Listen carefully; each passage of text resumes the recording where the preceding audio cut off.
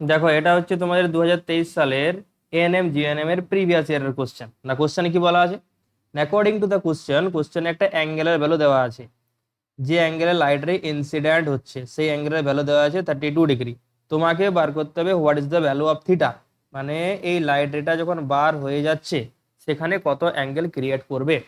না এখানে একটা জিনিসকে মাথায় রাখবে, যখনই কোনো একটা লাইট রে কোনো একটা গ্লাস স্ল্যাবের মধ্যে দিয়ে যায় সেখানে যে অ্যাঙ্গেলে লাইট রে ইনসিডেন্ট হয় সেই অ্যাঙ্গেলে লাইট রে কিন্তু বার হয়ে যাবে।